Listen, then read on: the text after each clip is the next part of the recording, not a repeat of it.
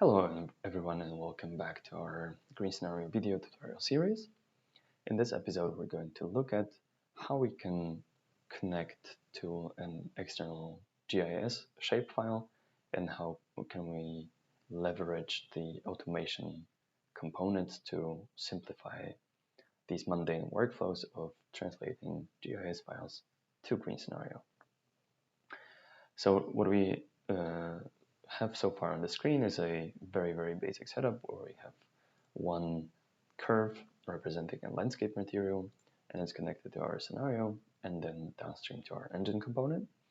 And I have also prepared a tree component over here, which is set to developer mode.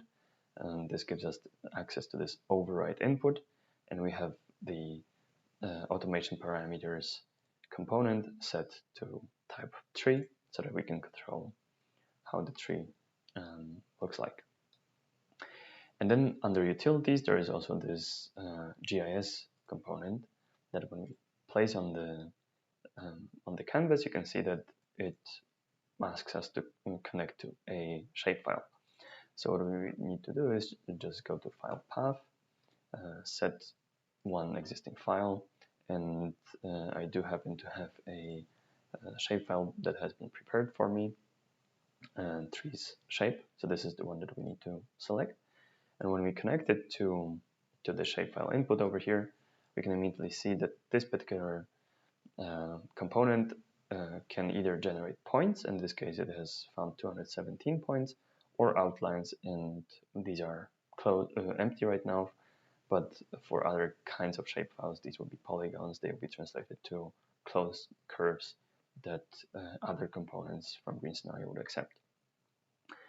But also what it not only brings in geometry, but it also brings both the keys and values from the shapefile database.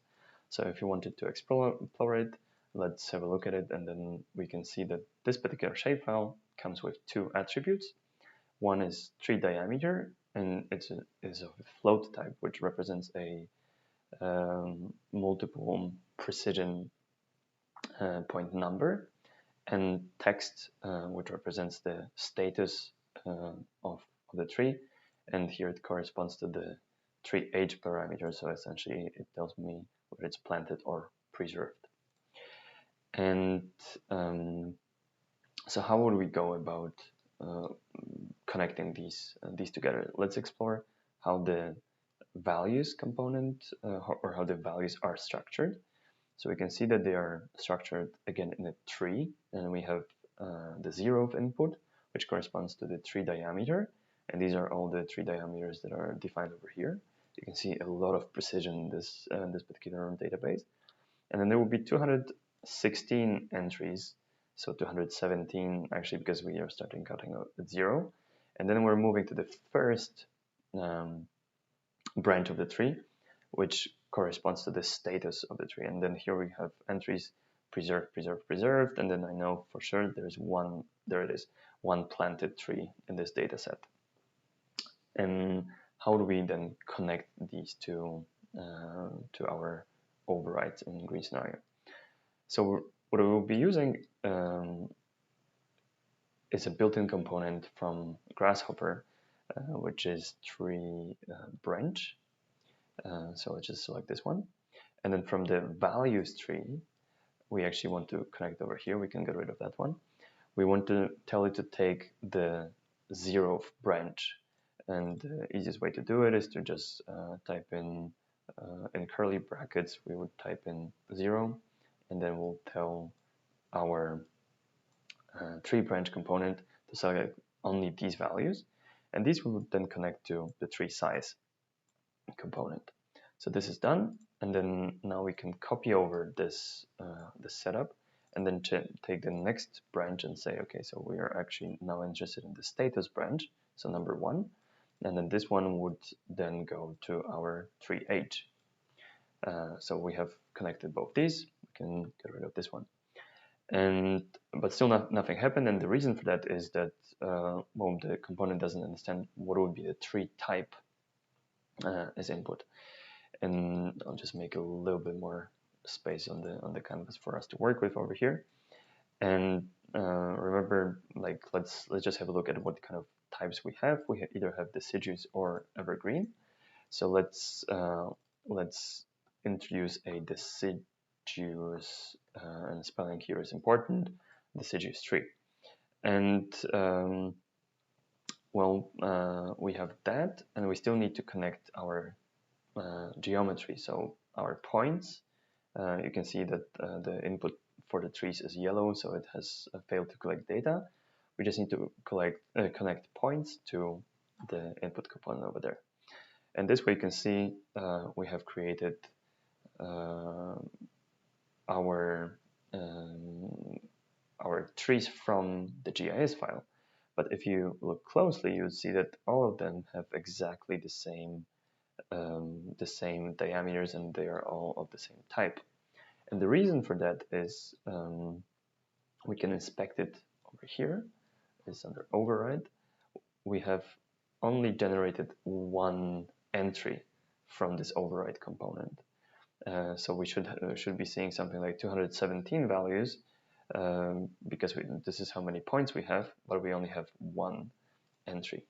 And why is this happening? Is because we have only provided one type of the tree, so it only kind of like multiplies the same and only takes one entry. So here again, our duplicate data component comes in handy, where we can just say, okay, so this is the name that we would like to see, and then how many of these we would like to have. Well, the easiest is just to get a list length component and say from our values, we just want to understand how many there are. There is 217. We connect them to the numbers and we plug them in there. And now you can see that we have generated 217 unique entries corresponding to all these points from the GIS dataset. And then we have our forest lined up exactly where it's supposed to be with the tree diameters as they are. And we can also see, judging by the color, that this is one planted tree. That is the only single entry in this database. All of the other trees are preserved, at least according to the data that we got from the shapefile. Important thing to remember here is that GreenScenario needs to have some sort of area in it. So if we're only working with point attributes and point elements, and which essentially means trees because it's the only GreenScenario element that accepts points as input, it will not show you anything. And this is the reason why I had this this landscape material added, just to tell GreenScenario that now it can start generating some information. So always start at any area. It can be a building, it could be any other of these components, and then trees will show up as well. And the same procedure would be true for any other component like landscape material. You would, rather than using points, you would then use outlines as geometry, and then you would also inspect what kind of keys do you have in your attribute table of your GIS shapefile, and then you would then navigate these parameters.